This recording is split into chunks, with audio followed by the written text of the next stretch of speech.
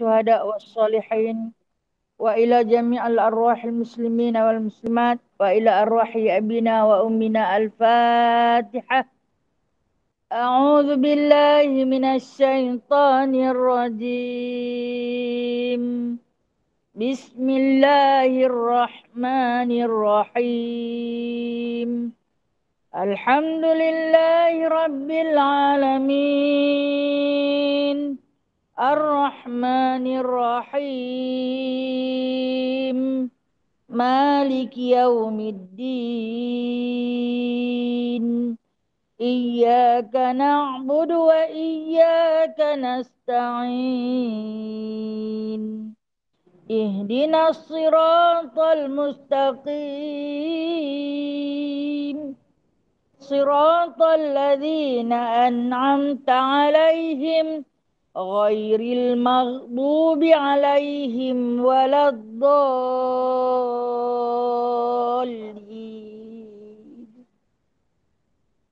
Amin. Kita baca surah Al-Kahfi ayat 1 hingga 10. A'udzu billahi minasy syaithanir rajim. Bismillahirrahmanirrahim. Alhamdulillahilladzi anzala ala 'abdihil kitaba wa lam yaj'al lahu 'iwaja qayyiman liyunzira ba'san shadidan min ladunhu wa yubashshiral mu'minina alladzina ya'maluna as-salihat anna lahum ajran hasana makithina fihi abada وينذر الذين قالوا اتخذ الله ولدا ما لهم به من علم ولا لآبائهم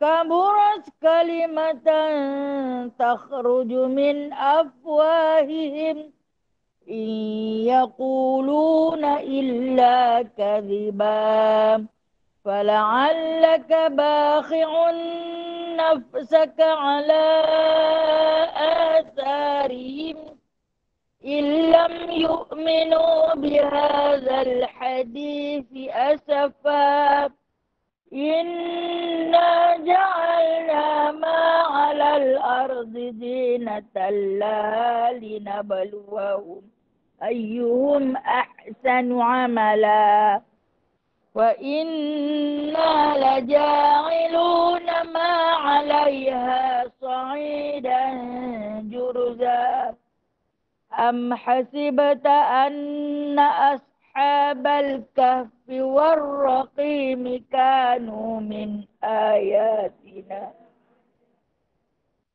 إذ أوى الفتية إلى الكهف فقالوا ربنا آتنا من لدنك رحمة وهيئ لنا من أمرنا رشدا صدق الله العظيم.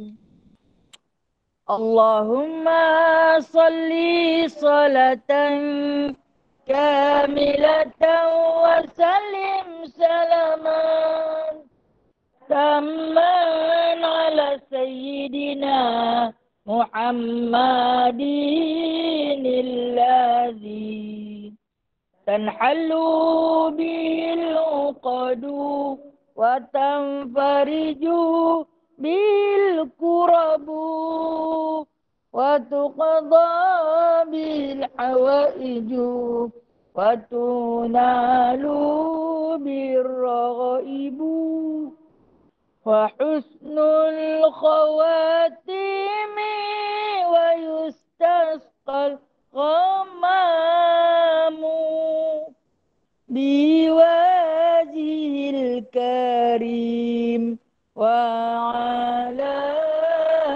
آله وصحبه في كل لمحة ونفس ونفس بعدد كل معلوم برحمتك يا أرحم الراحمين. Bismillahirrahmanirrahim. Rabbi syrah li sadri wa yassir li amri wahlul 'uqdatam min lisani yafqahu qawli. Allahumma salli ala Sayyidina Muhammad wa ala ali Sayyidina Muhammad. Rabbi yassir wa la tu'assir. Rabbi tamim bi khair ya karim. Subhanaka la ilma lana illa ma 'allamtana. Innaka antal alimul hakim. Innaka antas sami'ul alim. Innaka antat tawwabur rahim. Amma ba'du. Ya ibadallah. Wahai sekalian hamba-hamba Allah yang diridhai, yang dikasihi, yang dirindui baginda sallallahu alaihi wasallam. Alhamdulillah, alhamdulillah, summa alhamdulillah. Terafakkan setinggi-tinggi puji dan syukur kepada Allah Azza wa Jalla atas jemputannya pagi ini. Kita kembali lagi, kembali bernafas, berpegang teguh dengan agama Islam, berakidahkan Allah Ta'ala Azza wa Jalla, berasulkan Muhammad sallallahu alaihi wasallam, bertahtakan iman di dada. InsyaAllah. Terima kasih wahai Allah. Anugerah yang teragung yang Allah bagi pada kita. Kita masih dalam agama Islam. Bertuhankan Allah yang Esa. Berasulkan Muhammad sallallahu alaihi wasallam. Ini adalah anugerah teragung yang bukan semua umat manusia dapat. Hanya yang dipilih sahaja. Bersyukur sebab Allah pilih kita. Terima kasih wahai Allah. Dan untuk hadir majlis ilmu juga adalah atas jemputan daripada Allah. Kalau Allah tak jemput, tak boleh, no? Tak boleh, tak sampai. Tak sampai seru. Kita punyalah bercadang tapi tak sampai. Ya Allah, kenapa aku tak dijemput, ya Allah? Usaha kata Allah. Cari. Cari. Hidayah Allah kena cari. Tak boleh tunggu bila aku ni dah dapat hidayah. Tunggulah hidayah Allah. Tak boleh tunggu. Kena cari. Begitu juga dengan ilmu. Tak boleh tunggu dia masuk dalam rumah sahaja. Tapi kena berusaha. Lah ni dia masuk dalam rumah melalui handphone. Buka je kot, no? Buka je kot. Itu kena usahalah. Dia bukan nak terbuka dengan sendirinya kan? Kena berusahalah. Itu semua atas jemputan Allah. Kalau Allah tak jemput, tak dapat. Alhamdulillah, insyaAllah. Hari ini kita sambung tafsir surah An-Nisa, juzuk ke-5. Saya tanda kitab saya ayat yang ke-100. Ke-101. 101. Okey, tak apa. 101, Okey. 101. A'udzu billahi minasyaitonir rajim. Bismillahirrahmanirrahim. Ayat 101. Wa idza darabtum fil ardi falaysa 'alaikum junahun an taqsuru minas shalah in khiftum an yaftinakumul ladzina kafaru innal kafirina kanu lakum aduwwan mubina. Wa idza kunta fihim fa aqamta lahumus salata faltaqum ta'ifatum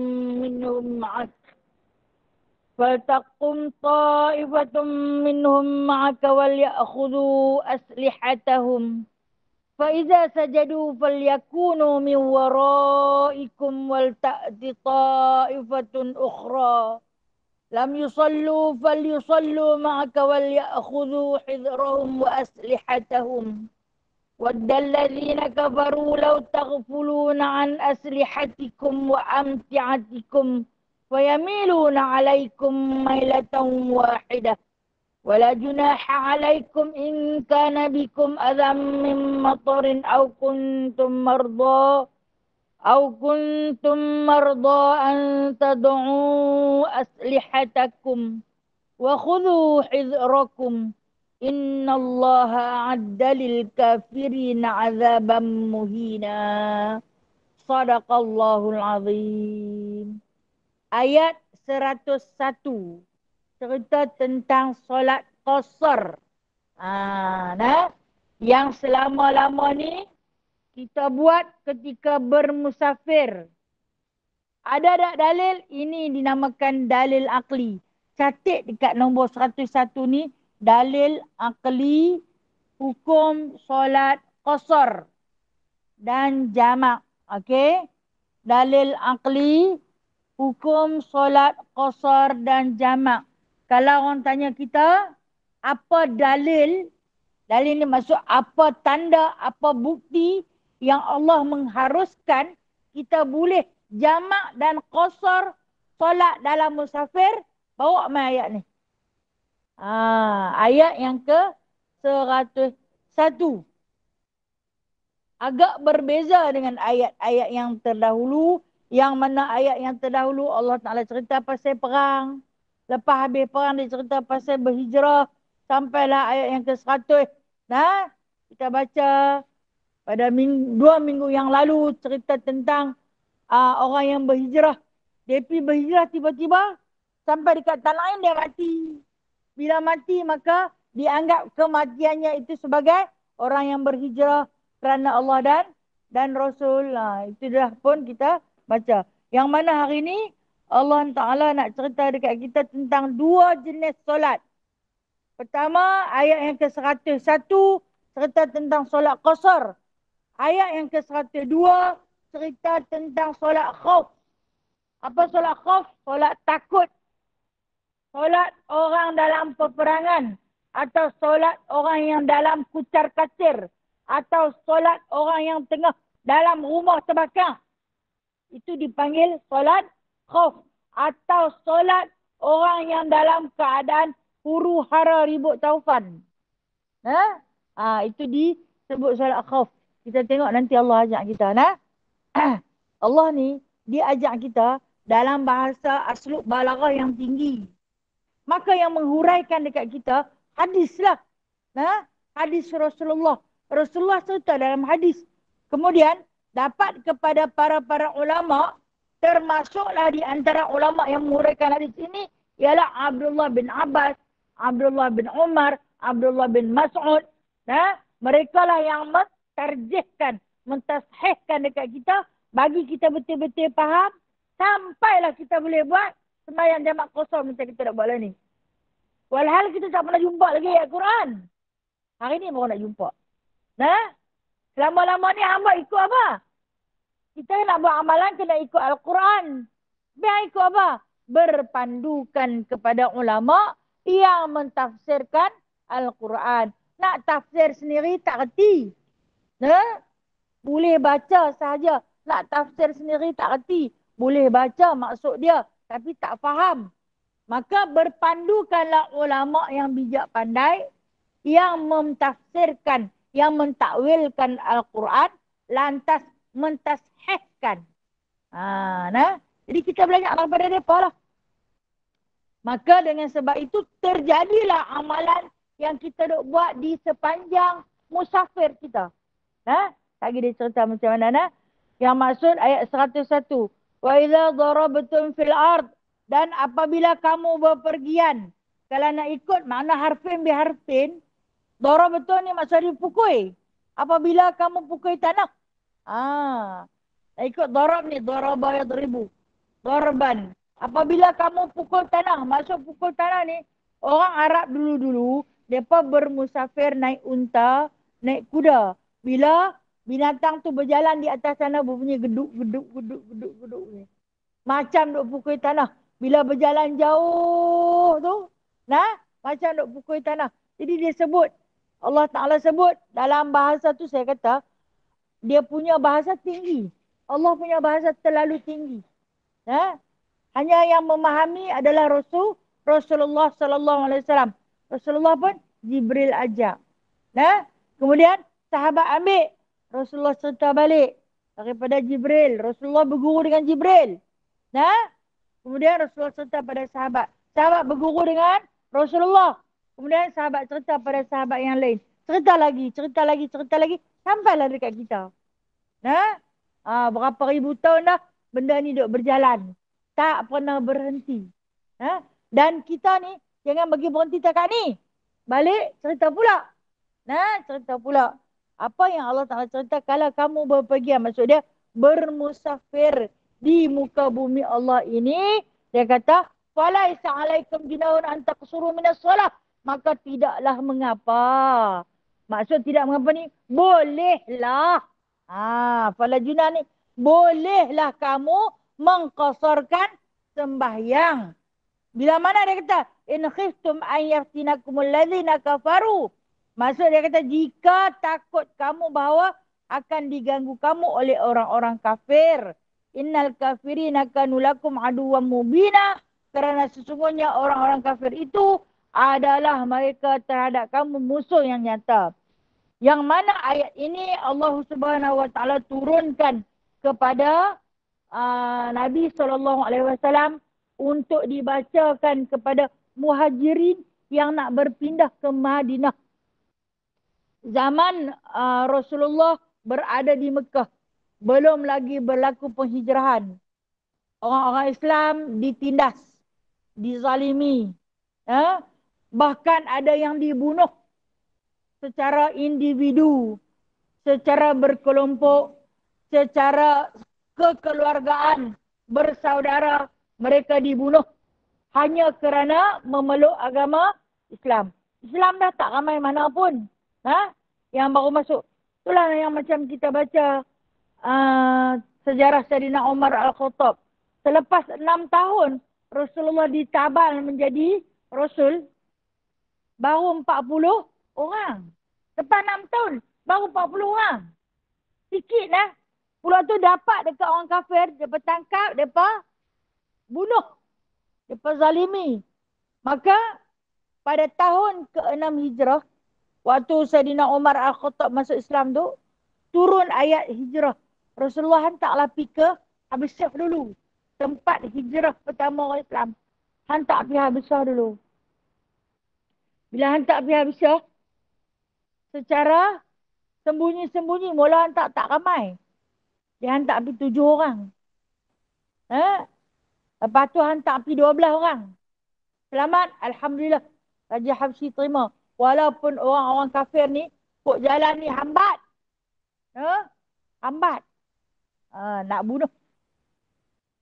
Waktu ni, kefarduan solat belum lagi difardukan waktu pergi Habsyah. Tetapi, bila mana 70 orang tahun ke-9 kerasulan Nabi dihantar pergi ke Habsyah. Waktu tahun ke-9 kerasulan Nabi, waktu solat 5 waktu dah diwajibkan. Jadi Rasulullah pesan, jangan tinggal solat. Walau macam mana pun solat tak boleh ditinggalkan. Nak buat macam mana ya Rasulullah? Kami takut ni. Orang-orang kafir sentiasa mengancam kami. Dia tunggu kami ikut jalan. Kata Rasulullah, qasarkan. Itulah ayat ni. Jadi tak salah jikalau kamu berpergian, kamu bermusafir untuk kamu qasarkan. Apa maksud qasar? Pendek. Pendekkan. 4 rakaat solat boleh dipendekkan menjadi 2. 3 rakaat solat, 3. 2 rakaat solat, 2. Tak boleh dah. Tak pendek dah. Habis pendek dah tu. Okey. Jadi diharuskan. Maksudnya tak salah lah. Bolehlah buat. Bolehlah diqasarkan. Kata Allah, kalau kamu takut nyawa kamu diancam oleh puak-puak musyrikin, puak-puak kafir yang nak ikut kamu. Macam itulah.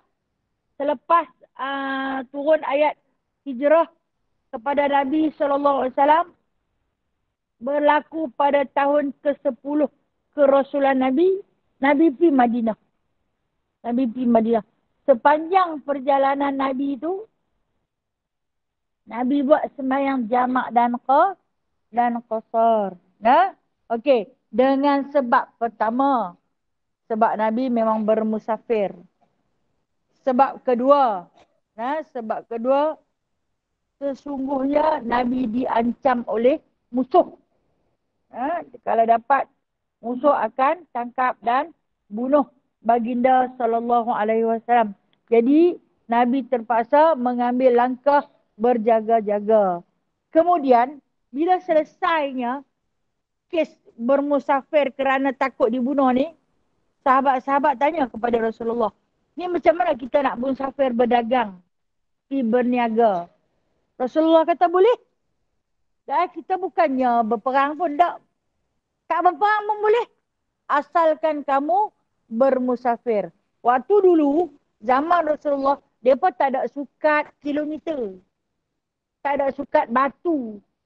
Nah, hanya sukat marhalah zaman Imam Syafi'i rahimahullah ta'ala. Waktu zaman Rasulullah tu, mereka sukat apa? Mereka sukat hari. Dia persukat hari. Maknanya, sahabat tanya kepada Rasulullah, kita ni nak musafir sejauh mana yang melayakkan kita ataupun yang mengharuskan kita boleh buat solat jamak dengan qasar ni? Jauh mana kita nak berjalan? Masa tu tak ada sukatan kilometer. Jadi, Rasulullah kata, sehari semalam kamu berjalan kaki. Sehari semalam kamu berjalan kaki. Berjalan hal keadaan unta membawa barang dagangan yang berat. Mana dia tak laju. Jalan perlahan sahaja. Cara dia, unta bawa barang dagangan, unta jalan. Bukan kuda lari. Okey? Maka ilmu ni dapat kepada Abdullah bin Abbas. Abdullah bin Abbas turun mai lagi. Dapat kepada cucu cicit Nabi SAW. Turun mai lagi sampai dapat kepada Imam Syafi'i rahimahullah ta'ala. Imam Syafi'i ukuk.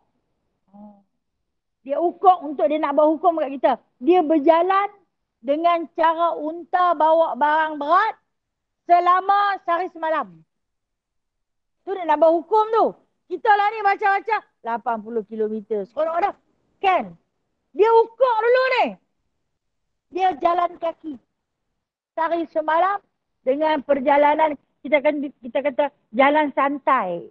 Tak kelam kabut, tak terlampau cepat dan tidak terlalu lambat. Dan berehat pada ketika perlu. Lepas tu bila dia jalan, waktu dia letih, dia rehat. Kemudian dia sambung jalan. Maka dia sebutlah 2 marhalah. Baru jadi 2 marhalah. Lepas tu dia kira jengkai. Dia kira pula jengkai ya. Masya Allah. Nah, tu yang kata Imam Syafi'i tu.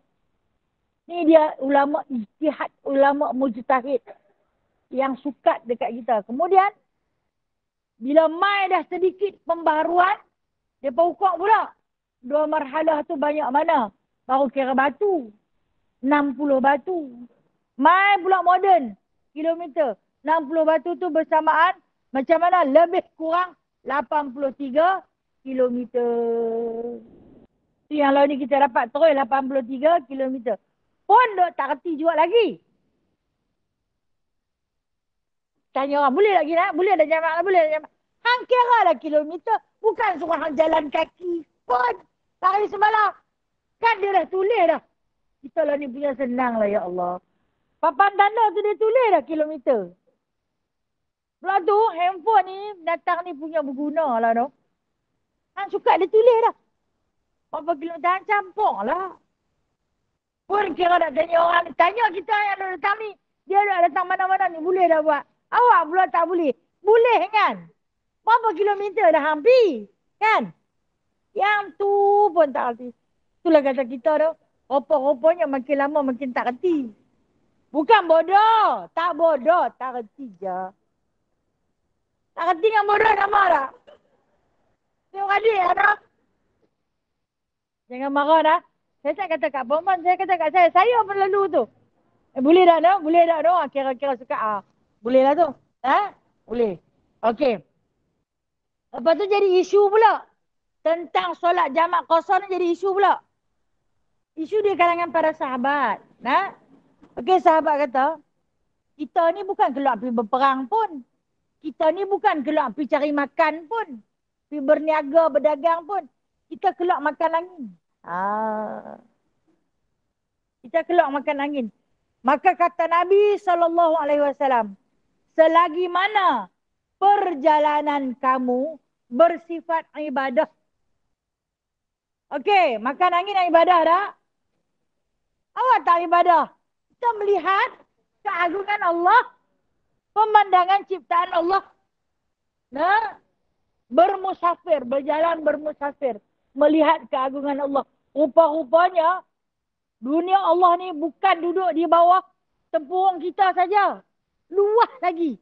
Masyarakat yang berbilang kaum, cara adat resam yang berbeza-beza, cara makan mereka yang berbeza-beza, tak sama dengan apa yang kita makan, tapi mereka boleh hidup sihat lebih daripada kita lagi. No? Tak ada lah nak cari nasi dengan sambal belacan memanjang. Kan? Bila kita pergi, lagi jauh kita musafir, lagi jauh kita tengok, subhanallah, macam ni kah cara hidup manusia di sini? Mereka boleh hidup, no? Boleh? Ada yang kita pergi satu tempat yang mana mereka hidup pakai kain takat pinggang je. Takat pinggang je. Kita kata, kalau aku tak keluar rumah. Kita kata, kita tak boleh hidup. Ni yang dikatakan, Allah itu maha kaya, maha agung. Penciptaan Allah itu macam-macam jenis. Jadi, itu perjalanan ibadah. Boleh tak qasar? Boleh. Qasarkan. Kemudian kalau kita nak pergi ziarah, kan pergi mana? Pergi makan kenduri. Boleh tak?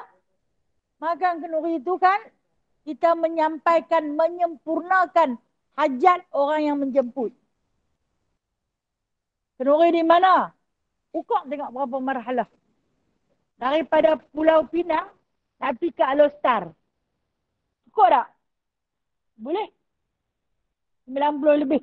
90 lebih. Boleh tak? Boleh. Pergi makan kenduri, ikut. TV, Zohor. Zohor semayang. Semayang tengok-tengok, balik mai, baru pukul 3:30. Aku dah jamak dah sekali dengan Asak. Duk makan dah di rumah, duk tidur, golek-golek orang rasa. Anak tanya, mau tak semayang? Aku dah kasar dah tadi kau jalan. Dah jamak dah. Boleh no? Ni dah balik sampai ke rumah dah ni. Awak pula tak boleh. Tadi hadiah Allah bagi. Dengan sebab perjalanan kamu bersifat ibadah. Hadiah Allah bagi. Okey. Sahabat tanya kepada Rasulullah. Apa yang kita nak tanya lah ni, sahabat dah tanya dah dulu. 1,500 tahun yang lalu, sahabat dah tanya dah pada Rasulullah. Kata Sayyidina Umar Al-Khattab, ya Rasulullah, kita ni tak ada susah payah kok jalan. Kita boleh berhenti tamam juga untuk bersolat. Boleh tak kita nak buat tamam? Rasulullah kata, tamam ni 4 lah. Rasulullah kata, siapa yang buat tamam, itu terbaik buat dia. Siapa yang nak buat 2, itu pun terbaik buat dia. Tapi, siapa yang tak buat langsung, itu haram buat dia. Maksudnya tak semua yang terus lah. Haram lah. Jadi, kata Abdullah bin Abbas, sahabat kecil Rasulullah selalu ikut Rasulullah bermusafir. Sepanjang musafir dia kata, aku tak pernah tengok Rasulullah buat tamam 4. Dia akan buat 2.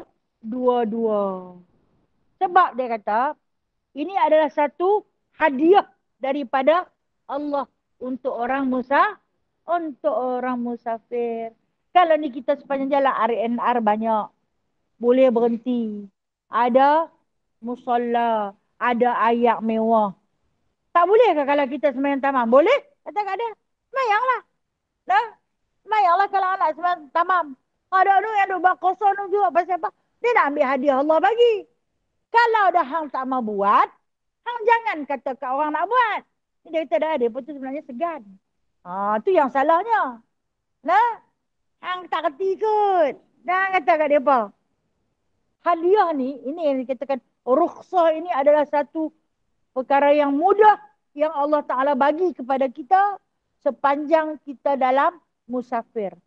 Selagi mana? Selagi tak nampak bumbung rumah.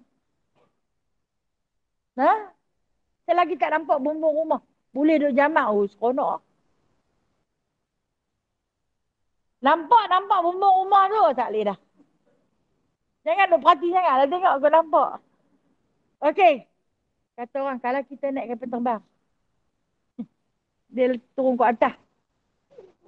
Ni masalah saya. Rumah saya kan dekat dengan lapangan terbang kan. Macam baru ni kami pergi Sabah. Waktu balik tu. Maghrib duduk atas flight. Jadi. Nak ambil jamak. Ambil jamak ke mana? Jamak dekat airport Belpah. Kapal terbang lalu kat atas rumah tu.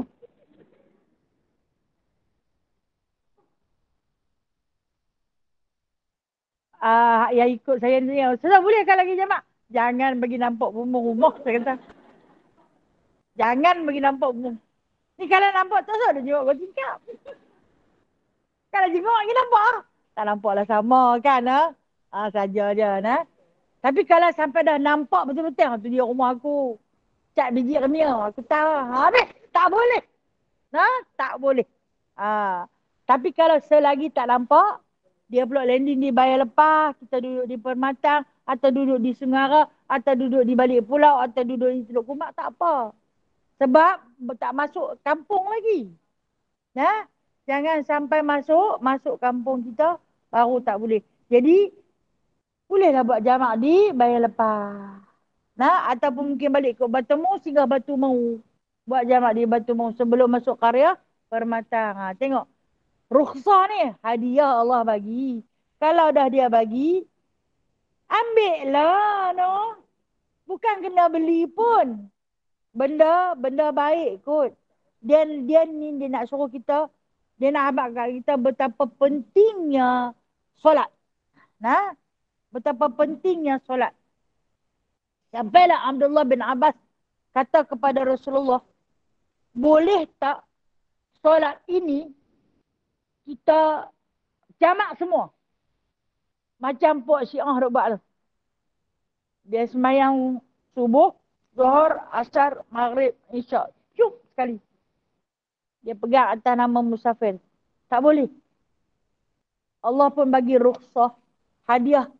Takat patut padan lah. Hang jangan buat penjagaan terus. Bayangkan kalau kita himpun 5 waktu sekali, kita nak buat 17 rakaat.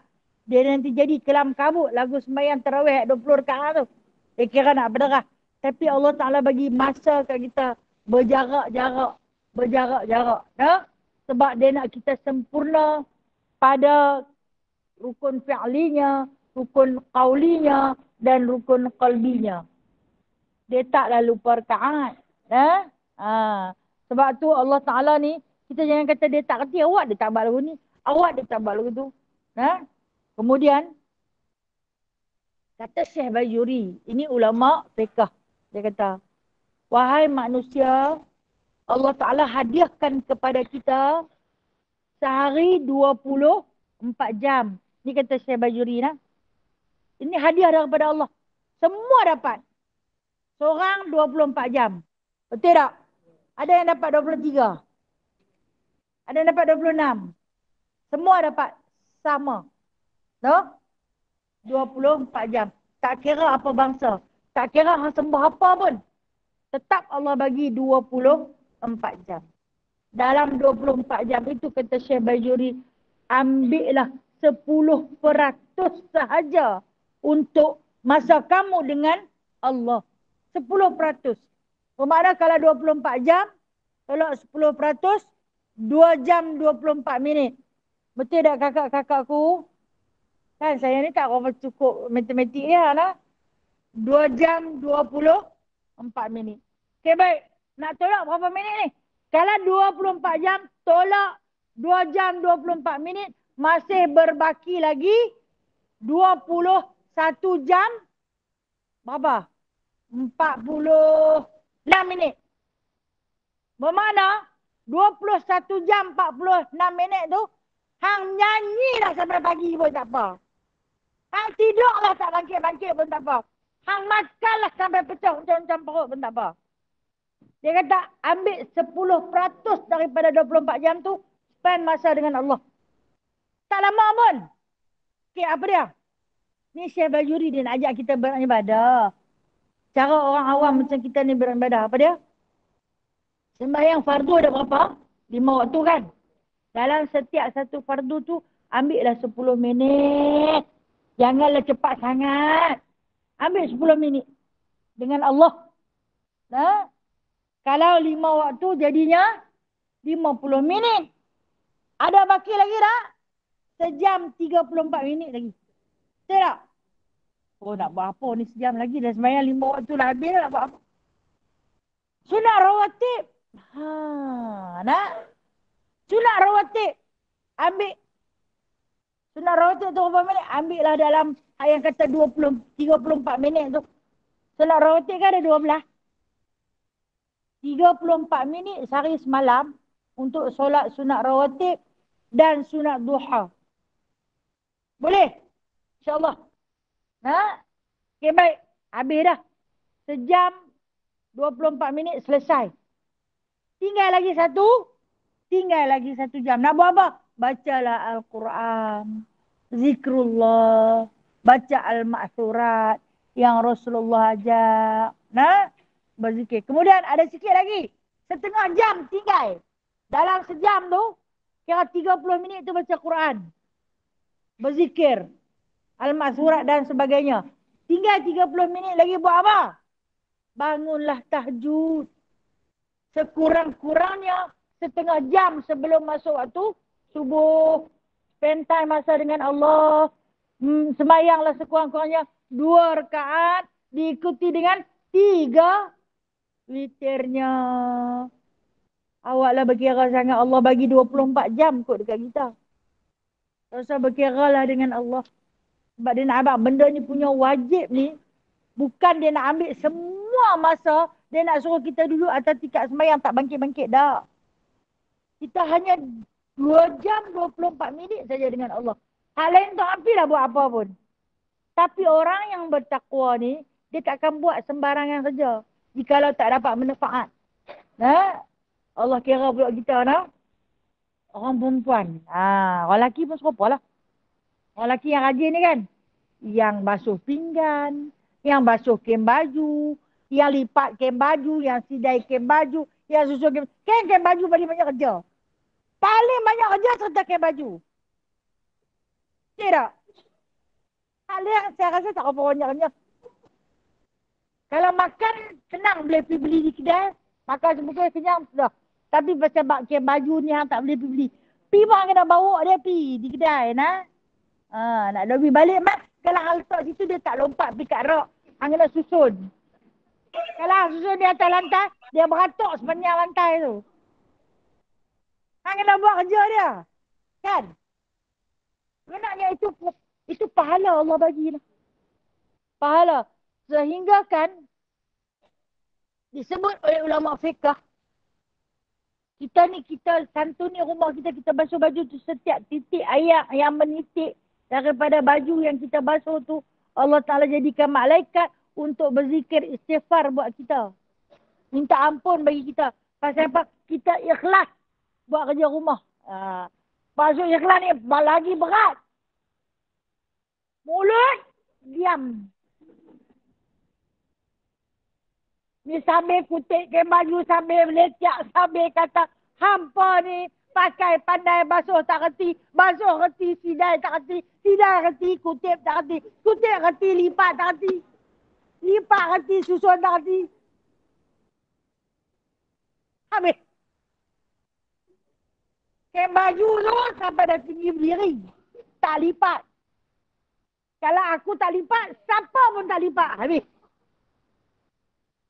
Ini kan cerita saya. Saya tak cerita saya faham cerita saya. Nah, mana nak main pahala? Allah memang Allah kata, aku berikan hamba 24 jam, hamba ambil 2 jam, 24 minit untuk aku.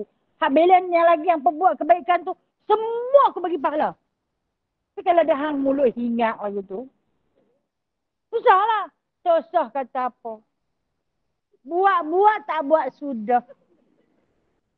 Susah kata apa? Dah? Macam tu kah? Makhluk hidup, mana boleh tak kata dah? Makhluk hidup ni dia bercakap. Allah dia nak kata. Dia tengok tu dia nak kata saja. Dah? Dia main keluar kalau aku ni rasa-rasa macam jadi babu dah dalam rumah ni. Tu kalau last tu. Hak paling kemuncak tu hamba faham lah. Dah? Allahu Akbar. Mana pahalanya? Astaghfirullahaladzim. No? Sial kat kita, no? Allahumma salli alaihi wasallam. Tak tahu lah nak kata apa, no? Okey. Tak tahu nak kata apa. Macam tu lah. Macam hak duk kata tu lah. Nah? Macam yang lagu duk kata tu lah. Okey. Kita kembali kepada. Ni sembahyang kosong ni. Dia pergi merata ni, nah? Sebab dia, kita ni hidup berkait-kait, kan? Berkait-kait. Punya nak jaga semayang ni, no? Nak jaga, sat lagi aku nak semayang duha. Dalam duk sat lagi nak semayang duha, baju ni sampai basah berserlun. No? Lepas basuh tu, basuh ni, basuh tu, basuh ni. Sat lagi jumpa kaki 5, sat lagi jumpa tai kucing, sat lagi jumpa segala ni. Nah? Lepas tu sedap-sedap, hui, ke sebelah dah duha tak semayang lagi. Nabi semayang duha, masa tu kalau dia duduk, dia sakit lah, orat pinggang, lutut main ketat. Dia main macam-macam. Nah? Hati ingat, Nabi cari Allah. Nah, sebab waktu Rasulullah SAW bermusafir bersama dengan Bilal bin Rabah. Musafir baginda dengan Bilal ni jauh. Perjalanan ni melebihi daripada dua marhalah Rasulullah berjalan. Sampailah kepada satu tempat. Rasulullah kata kepada Bilal bin Rabah, Arihna biha ya Bilal. Arihna biha ya Bilal. Sambil Rasulullah turun daripada unta Quswa. Rasulullah ada satu unta nama Quswa. Unta putih. Nah, Bilal pun turun daripada unta. Rasulullah pun turun. Dia ingat arihna ni maksudnya kita rehat dekat sini lah. Arihna biha. Kita rehat kat sini Bilal lah. Bilal ni ingat Rasulullah nak duduk berehat di tepi batu yang dia parking unta dia tu. Rupanya dia nak sembahyang. Nah, lepas tu tengok Rasulullah terus beruduk dengan sedikit bekalan air yang baginda bawa untuk uduk. Nabi nanti bawa untuk uduk lain, untuk minum lain, no? Itu bila berikut tak tanya apa sahabat setia ni. Kenapa kata nak rehat tapi dia ambil semayang. Dan Nabi tahu apa yang sedang bermain di fikiran Bilal. Nabi ajak Bilal solat. Mereka bersolat lah. Berjemaah berdua. Sampai selesai semayang. Dia tengok kepada Bilal. Senang. Dia tanya kepada Bilal. Anta taskun. Senang. Senang. Kata Bilal senang. Maksud dia sihat. Rasa lega. Okey. Sebenarnya, kata Nabi SAW, bersolat itu adalah rehat yang paling terbaik. Kalau badan letih-letih, bersolatlah. Kerana di dalam solat itu adalah waktu tempoh berehat kita yang paling baik. Yang mana di antaranya kan kita, takbiratul ihram kan kita berdiri, betul. Kita membaca Fatihah. Itu tempoh kita meditasi dengan Allah. Khusyuk. Hati bergantung terus dengan Allah. Kita menghantar puji pada Allah. Kita menghantar doa kepada Allah. Dalam tempoh tu, sebenarnya, apa juga alat-alat yang ada dalam perut kita ni, jantung, paru-paru, buah pinggang, oncang perut, pendi kencing, semua sedang bermeditasi dengan Allah, sedang berehat. Kita tengah bagi dia makan. Tengah cas bateri. Dia pahak letih tu. Dan kata baginda SAW, waktu kita berwuduk tadi itu, apa yang kita basuh? Kita basuh muka kan? Wuduk ni yang wajib, muka. Di muka kita ada sepasang mata. Ada hidung, ada telinga, ada mulut, ada lidah yang kita kumur. Bahagian-bahagian tu semua kita basuh dulu. Seandainya tadi dia ada buat maksiat. Mungkin memandang sesuatu yang haram. Atau mungkin terkeluar perkataan-perkataan yang tidak baik. Atau mungkin mendengar sesuatu benda yang fitnah dan sebagainya. Semua tu kita basuh sebelum kita bersolat. Kemudian, lepas basuh muka, tangan sampai siku. Mungkin tangan ini ada mencapai sesuatu yang haram. Atau menyentuh sesuatu yang haram. Atau menulis sesuatu yang haram. Maka kita basuh dia. No? Kemudian kaki yang membawa tubuh badan kita ke tempat sekian. Kita bersihkan dia. Kepala. Kenapa? Simbolik. Dia suruh basuh kepala. Di kepala kita ada apa?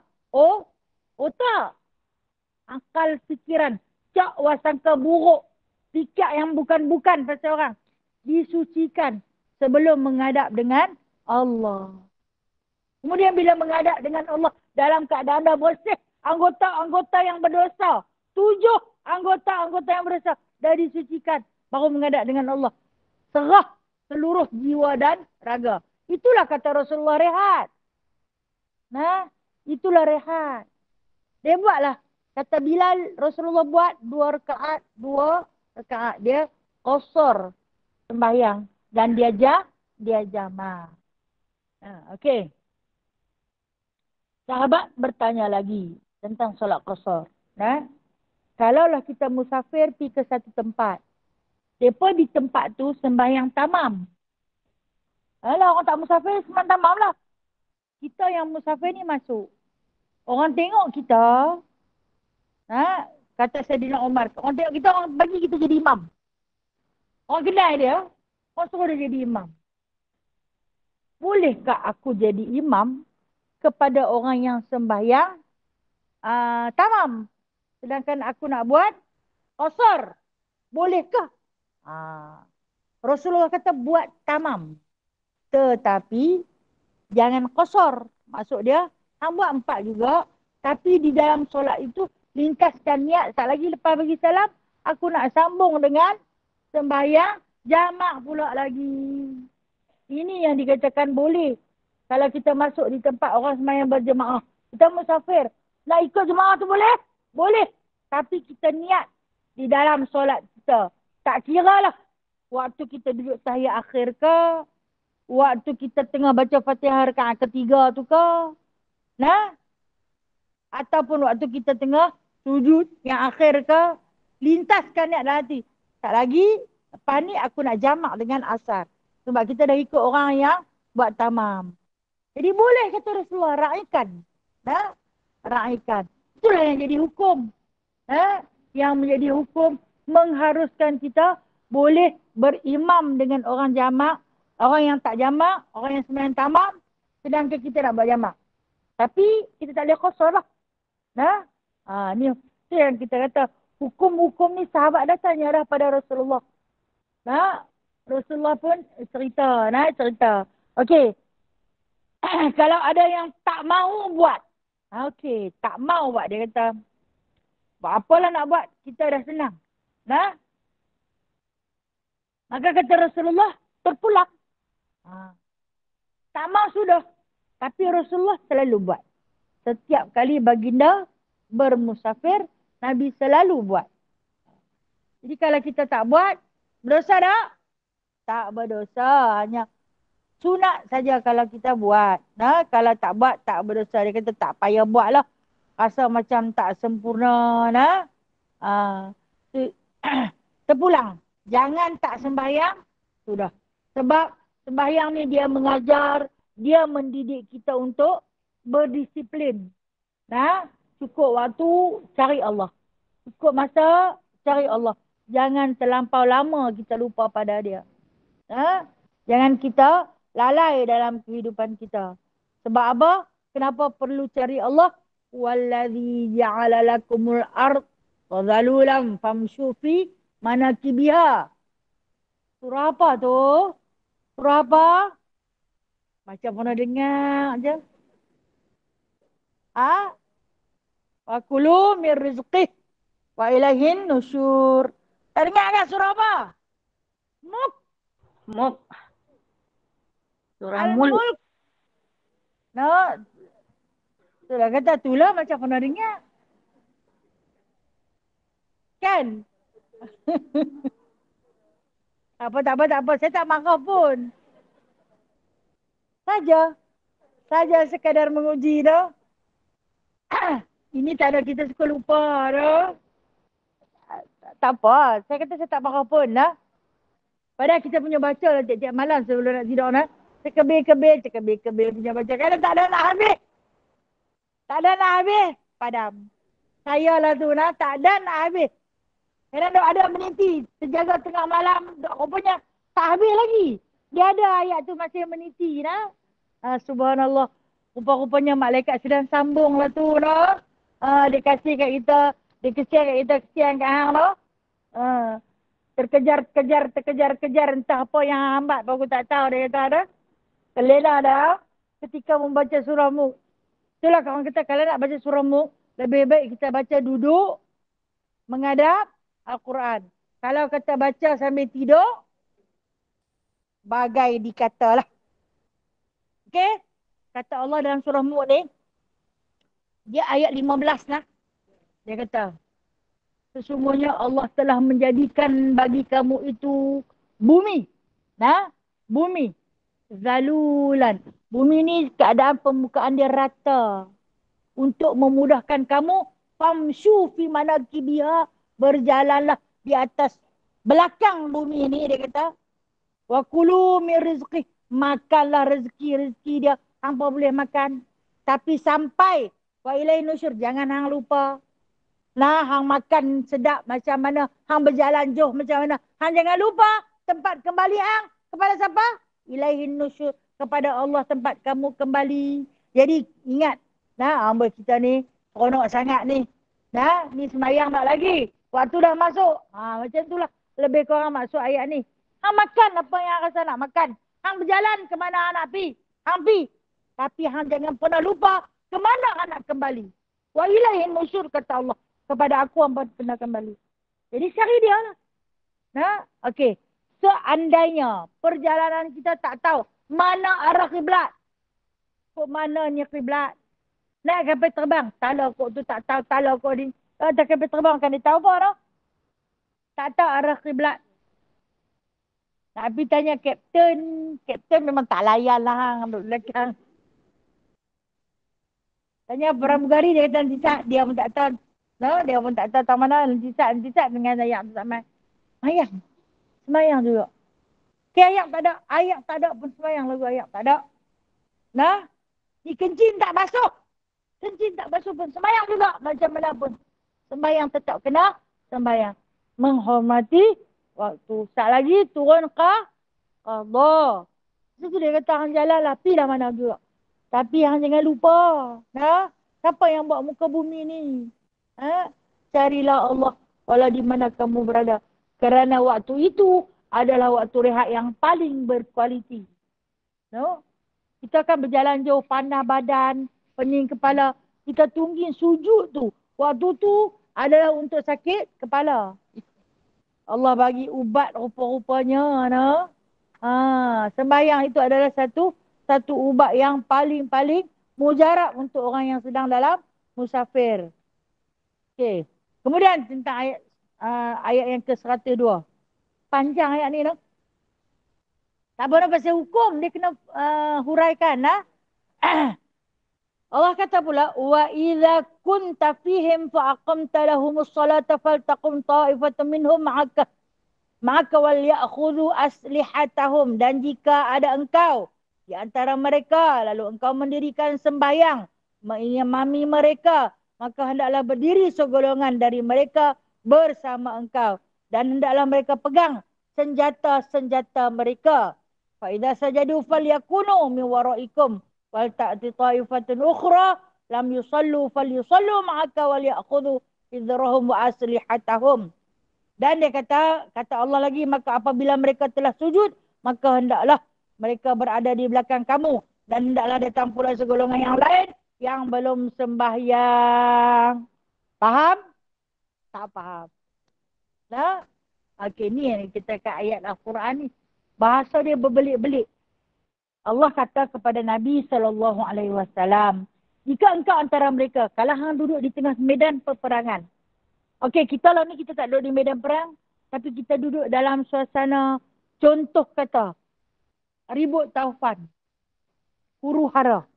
Nah, tak mustahil kita akan menghadapi satu huru hara yang amat dahsyat, huru hara kiamat. Nah? Jadi kata Nabi SAW, Allah telah mengajar aku tentang bersolat dalam perang. Allah kata, hang kena jadi imam. Maknanya, dituntut untuk solat berjemaah pada kaum laki-laki sekalipun di medan perang. Orang lelaki dia tetap kena sembahyang jemaah. Yang dia penyegang sangat nak pergi berjemaah tu. Dia kalau boleh nak sembahyang dalam rumah bila pun. Hambat dia suruh pergi sembahyang jemaah juga. Jangan sampai dia ugut. Suruh aku lagi aku tak sembahyang terus. Tak boleh. Suruhlah pergi lah berjemaah. Janganlah kata dekat-dekat nak kenduri ni pergi lah. Lagi orang tak main rumah kita. Tak boleh. Dan Rasulullah ni Allah Ta'ala hang jadi imam. Bila hang jadi imam, di belakang hang ada lagi bersoh. Hanya satu soh di belakang hang yang akan ikut. Apabila engkau sujud, mereka sujud. Hak yang mereka di belakang lagi tu, tak sujud. Maknanya tak semayang lagi. Rasulullah semayang dulu. Kemudian ya barisan kedua sembahyang ikut Rasulullah secara berjemaah. Apabila Rasulullah bangkit, mereka tu tak bangkit dah. Sahabat yang ada belakang yang takbir mula-mula dengan Rasulullah tu tak bangkit dah. Pasal apa? Terus bagi salam. Sembahyang takut hanya ada satu rakaat sahaja. Sembahyang takut hanya ada satu rakaat sahaja. Jadi, rakaat yang belakang Rasulullah ni, mereka terus bagi salam lah. Dan bangkit duduk, tahiyat akhir. Habis baca tahiyat akhir, bagi salam, Rasulullah bangkit. Bila mereka tu bagi salam, mereka unduk ke belakang. Hak yang tadi yang tak sembahyang ni masuk.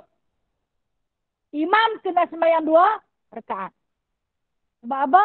Hak yang tadi yang tak dalam jemaah tadi. Pasal apa mereka tak sembahyang? Jaga keselamatan. Pegang senjata. Pegang senjata. Waddalladzina kafaru law taghfulu an aslihatakum wa amti'atakum falyamilu 'alaikum mailatan wahidah. Kata Allah Subhanahu Wa Taala lagi, dan dalam mereka mengambil penjagaan mereka dan memegang senjata-senjata mereka. Kena pegang senjata. Tak kira baris yang ke mana pun. Walaupun dalam sembahyang, kena pegang senjata. Ingin sekali orang-orang yang kafir itu kalau kamu lengah dari senjata-senjata kamu dan perlengkapan-perlengkapan kamu. Lalu mereka bisa menyerang kamu. Mereka boleh menyerang kamu dengan sekali serang.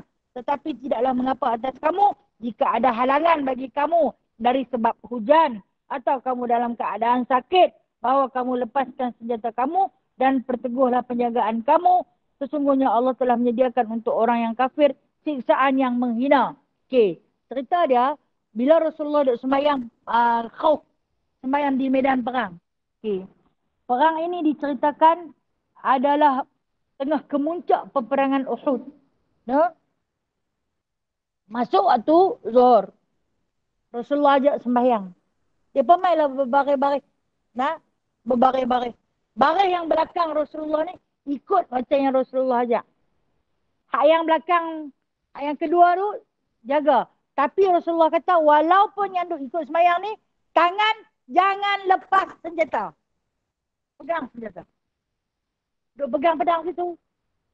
Sebab berjaga-jaga, orang kafir ni dia nak tunggu orang Islam sembahyang. Bila orang Islam sembahyang, mereka akan leka. Tapi kata Allah, kamu tidak dilekakan selagi ada senjata di tangan kamu. Jadi ada tempoh mempertahankan diri walaupun tengah sembahyang. Dan kawan-kawan lain yang duduk berdiri yang tak masuk sembahyang lagi, Dapat jagalah. Nah, dapat tukang jaga. Sebab tu satu rakaat saja.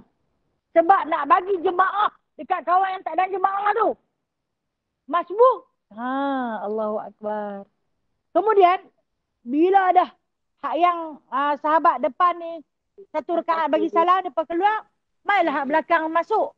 Dapatlah berjemaah pula. Nah, dengan Rasulullah. Boleh berjemaah. Dalam jemaah yang kedua ni, hak yang tadi sudah satu rakaat tu, jagalah pula keselamatan.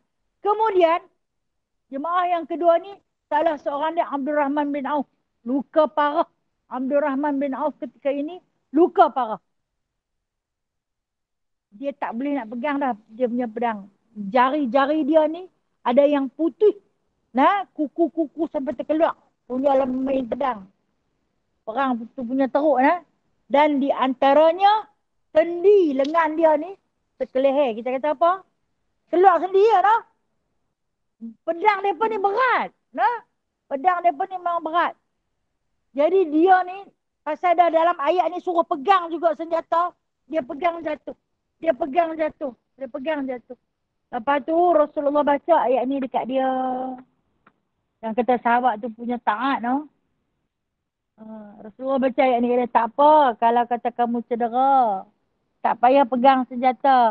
Ada kawan-kawan lain di keliling duk jaga.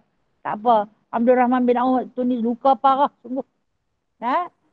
Dia nak angkat juga. Tapi dia angkat jatuh. Dia angkat jatuh. Kemudian yang duduk bersebelahan dengan Abdul Rahman bin Auf ialah Osman bin Affan. Saidina Osman ambil pedang dia yang berlumuran dengan darah tu letak di tepi. Okey, kalau kita tengok dalam suasana sembahyang khauf ni, dia pun sembahyang dalam keadaan berdarah. Betul tak? Betul tak? Darah tu najis tak? Najis lah. Najis apa ni? Najis ada 3. Dia najis nombor berapa? Okey, nombor 1, najis mukhafafah. Nombor 2, najis mutawassitah. Nombor 3, najis mughaladhah. Darah tadi najis apa? Tak dengar? Tak apa nak bunyi pun. Nombor 2, mutawassitah. Nah, dia najis yang kedua. Najis mutawassitah. Macam mana cara nak cuci najis mutawassitah? Kena bagi air yang lalu. Bersih. Hilang bau. Hilang warna. Hilang rasa. Tetapi, ni cerita sahabat semayang. Berlumuran dengan darah. Sah ke tak sah? Sah. Orang semayang dalam keadaan darurat. Sah. Walaupun penuh dengan darah. Tapi sembahyang tu wajib. Tetap wajib. Sebab tu kita tak boleh ambil ringan benda ni. No? Jangan ambil ringan. Dalam keadaan apa sekalipun tetap wajib. Dan ketika ni kata Allah Ta'ala kepada Rasulullah, sembahyanglah. Perteguhkanlah. Teguh akidah. Teguh iman. Orang yang teguh akidah, teguh iman, akan teguhlah persatuan dia. Nah, insya-Allah Ta'ala. Dan kemudian kata Allah, sesungguhnya Allah telah menyediakan untuk orang yang kafir sisaan yang menghina. Biar orang kafir tu tak boleh main dekat hampa. Dia pun tu orang yang paling hina. Dah? Hampa sembahyanglah. Sujud jangan bimbang. Kan kita sujud lama. Bimbang saat lagi orang main tetap belakang. Allah kata kepada Rasulullah, jangan bimbang. Allah yang menjaga kamu. Nah? Walaupun Abdul Rahman bin Auf tak ada senjata di tangan. Jangan bimbang. Allah yang jaga. Bila kita dah serah semua dekat Allah, tak payah risau. Hilanglah kerisauan kita ketika mana kita menghadap dengan Allah. Dan ni dia risau dalam sembahyang, dia risau. Dia risau dalam sembahyang. Kalau kita risau dalam sembahyang, itulah punca lupa segala. Baca surah pun lupa. No? Baca surah pun tak sampai-sampai. Pasal apa? No, dah kaplah terlampau banyak dalam perut. Dah lah lupa surah, lupa rekaat. Nah, tadi aku baca, tak tahu doa kunut nak 2 rekaat pun lupa. Bukan 4 rekaat subuh, 2 saja kot. Bukan semua waktu solat ada kunut. Solat tu je tu pun dia lupa. Kan? Kan? Allah, itulah kita lah. Sebab dalam sembahyang kita ada lalai, no? Allah, ya Allah, ampunlah dosa-dosa kami, ya Allah. Ampunlah kelalaian kami, ya Allah. Nah, kita nak jadi macam sahabat-sahabat yang ada di sekitar Rasulullah. Kita nak jadi macam Ummul Mukminin. Kita nak jadi wanita-wanita hebat yang hidup di zaman Rasulullah. Tapi ternyata kita dan mereka ibarat langit dan bumi. Nah, itulah kita. Tapi jangan pernah berputus asa untuk terus berusaha menjadi yang lebih baik. Nah, insya-Allah taala. Wallahu a'lamu bishawab. Insya-Allah ada rezeki nanti minggu depan kita akan sambung ayat yang ke-103. Nah, Allah Maha Baik, diajak kita sembahyang. Nah, janji kena belajar. Hang tak belajar, hang tak kerti apa. Kalau belajar tu kertilah sikit, nah. Tak banyak kan? Sikit, jadilah. Duk jadilah tu lah. Okay, ada soalan nak tanya?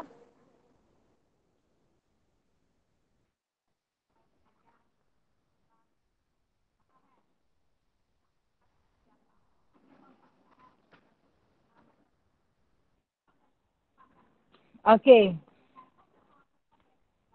Okey. Waktu bila yang kita nak ni, lepas-lepas bagi salam tu kita jangan berwirid ke berdoa apa. Kita sambung terus dengan jamak kita tadi tu. Jadi kita tak payah tunggu dah.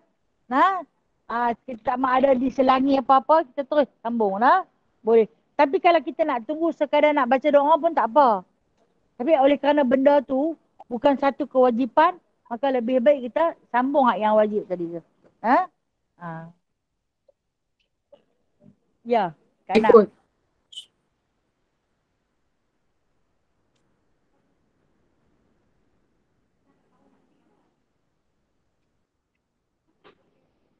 Okey. Hak tak kat mana? Kita nak pergi tu memang 2 marhalah. Tapi tak sampai lagi. Baru nak keluar daripada rumah.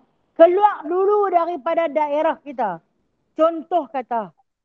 Kita duduk Taman Pekaka. Keluar pergi duduk Taman Pisang. Boleh dah. Janji keluar daripada daerah kita. Nah, kita duduk daerah Barat Daya.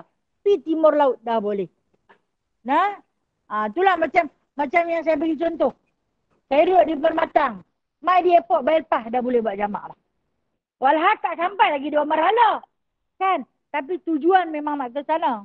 Nah, jadi dah pun diharuskan. Janji kita kena keluar sebelum masuk waktu. Jangan kita duduk di rumah masuk Zohor. Aku tak mahu lah. Saat lagi flight aku asak. Aku tak mahu sembahyang Zohor di rumah. Tak lagi nak pergi buat jamak di airport. Tak boleh. Sebab dah masuk waktu di rumah.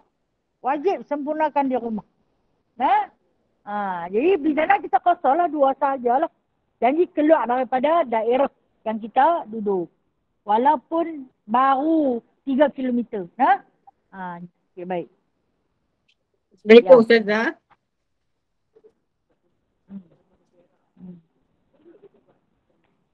Okey, kita duduk Pulau Pinang. Rumah kita tetap di Perak. Boleh tak kita buat jamak? Dalam perjalanan tu boleh. Tapi sampai tak boleh. Dalam perjalanan. Dan rumah tu kalau rumah kita duduk tetap dah, tak boleh. Itu dipanggil bermustautin. Yang tu tak tetap. Yang tu tak mustautin. Nah, yang mustautin ni, dia duduk 3 bulan berturut-turut, itu dipanggil mustautin. Dia belum mustautin lagi. Jadi, boleh sepanjang perjalanan musafir tu. Tapi sampai rumah dah tak boleh. Ya, sama-sama. Ya, silakan. Ya, waalaikumsalam warahmatullahi. Ni Kak Limah ni. Ni rumah depan airport. Bila landing pun nampak rumah kita nampak very clear tak? Lepas tu baru tinggal sudah naik kapal terbang. Tu Kak Limah tak pandang kiri kanan tau. Terus kapal terbang cari suar semayang. Macam mana jamak kita? Okey. Airport tu bayar lepas kan? Depan airport lah. Okey, rumah dah bayar lepas kan? Memang tak boleh. Tak boleh dah. Tak boleh dah masuk kampung lah tu. Tu. Tu macam mana aku dah maghrib atas kapal terbang? Apa dia? Maghrib dah. Maghrib atas kapal terbang. Kena sembahyang atas kapal terbang. Aduh, mungkin dah terlepas. Kena solat atas kenderaan. Ya ke? Ataupun kalau dah dalam keadaan macam tu kena qada lah. Tapi wajib dulu solat di atas kenderaan. No? Ya ke? Sebab Aduh. apa? Sebab Kak Lima duduk bayar lepas kan? Mm-mm. Airport bayar lepas kan? Ah, ah. Ada satu daerah, satu tempat. Macam dah balik masuk kampung lah tu. No? Ya ke? Aduh. Tak boleh. Aduh. Aduh. Okey, terima kasih. Okey. Ya, sama-sama kasih. Hello, Ada soalan? Assalamualaikum Ustazah. Assalamualaikum warahmatullahi. Saya Nur dari Petaling Jaya, Selangor. Okay, Nur dari Petaling Jaya. Silakan insyaAllah. Okey, soalan pertama ialah berapa hari yang kita, contoh kalau kita balik kampung tu kan, berapa hari yang kita boleh jamak? Yang kedua ialah tentang zakat. Contoh saya keluar duit KWSP 100,000, contohlah Ustazah. Lepas tu daripada 100,000 tu 50,000 tu saya terus masuk kepada tabung haji.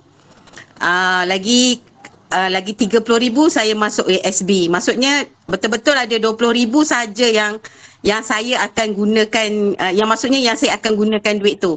Sekarang saya kena bayar zakat, adakah 100,000 tu ataupun 20,000 saja? Itu saja Ustazah. Terima kasih. Baik, saya nak jawab soalan nombor 2 dulu. Berkenaan dengan KWSP yang dikeluarkan 100,000. 50,000 masuk tabung haji, 50,000 lagi masuk ASB. 20,000 masuk ASB. Contoh. Okey. Jadi baki yang ada di tangan. Makna dia berapa jumlah yang nak kena bayar zakat. Yang wajib dibayar zakat adalah 100,000. Sebab itu yang kita keluarkan. Nah, tak kira lagi. Walaupun tabung haji dia belum bayar zakat dekat kita. Tapi oleh kerana duit yang dapat di tangan kita itu adalah duit yang dah tersimpan lama. Bila sampai di tangan kita, automatik segera kena bayar zakat. Kemudian bila kita simpan di tabung haji akan tunggu haul. Tahun depan, katalah kita simpan 1 hari bulan 11, tahun depan 1 hari bulan 11 baru dia keluarkan zakat. Sedangkan duit KWSP yang kita bawa pulang tu, dia dah lama dalam simpanan. Jadi wajib kita bayar 100,000. Tahun depan baru kita kira, okey 50,000 tak payah dah. Sebab dah masuk tabung haji tolong bayar zakat. Kemudian dalam ASB, wajib kita keluarkan zakat. Yang berada di tangan kita, wajib kita keluarkan zakat. Kira yang ada di ASB dan ada di tangan kita saja yang wajib kita keluarkan zakat. Dalam tabung haji tak payah kira dah. Selepas setahun. Tapi hari mula bawa pulang tu, kena bayar. Untuk harga 100,000. Okey, soalan kedua. Berapa lama kita dibolehkan jamak solat? Baik, apabila kita berhajat nak pergi ke satu tempat dan tempat tu tak bergerak ke mana-mana. Contoh dia, kita nak balik kampung. Kampung kita jauh dia lebih daripada 2 marhalah. Kita berhajat nak duduk selama 7 hari. Maka kita hanya boleh buat sembahyang jamak di jalan saja. Sampai di rumah dah tak boleh sebab kita nak duduk lebih daripada 3 hari. Tapi kalau kita niat nak duduk 3 hari. Hari perjalanan dia tak kira, perjalanan balik dia tak kira, dia kira perjalanan yang selama 3 hari duduk di rumah. Contoh kita pergi 23 hari bulan. 23 sepanjang perjalanan 23 tu boleh jamak. Kita duduk di rumah tu 24, 25, 26. 27 kita balik. Jadi 5 hari lah. Jadi sepanjang tempoh 5 hari tu boleh kita buat jamak. Tetapi kalau kita pergi satu tempat tu sampai 10 hari. Tapi kita berpindah hari-hari.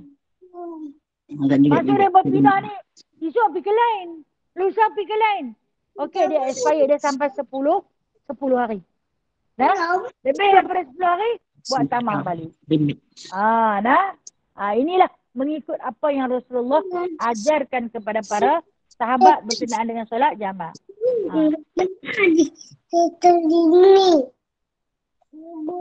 Ya, boleh. Boleh. Jadi kita sambung musafir kita. Ya. Ya. Okey, selesai lah. Boleh Puan yang bertanya tadi? Puan Nur. Boleh Ustazah. Terima kasih banyak. Okey, sama-sama kasih. Alhamdulillah dah. Saya sudah dulu dah mohon maaf atas segala kekurangan diri saya. Yang baik itu datangnya daripada Allah. Yang lemah dan kurang adalah daripada diri saya sendiri. أعوذ بالله من الشيطان الرجيم. بسم الله الرحمن الرحيم. الحمد لله رب العالمين حمدا كثيرا حمدا يوافي نعمه ويكافئ مزيده. يا ربنا لك الحمد كما ينبغي لجلال وجهك الكريم وعظيم سلطانك. يا مسبب الأسباب، يا فاتح الأبواب، يا سامع الأصوات، يا قاضي الحاجات، يا مجيب الدعوات، اجعلنا من الناجحين، فانصرنا فإنك خير الناصرين، وافتح لنا فإنك خير الفاتحين، واغفر لنا فإنك خير الغافرين، وارحمنا فإنك خير الراحمين، وارزقنا فإنك خير الرازقين، واهدنا ونجنا من القوم الظالمين. اللهم ارزقنا قبل الموت توبة وعند الموت شهادة وبعد الموت جنة ونعيما يا أرحم الراحمين. وصلى الله على سيدنا محمد والحمد لله رب العالمين. تقبل الله منكم. تقبل يا كريم. السلام عليكم ورحمة الله وبركاته. Assalamualaikum. Assalamualaikum.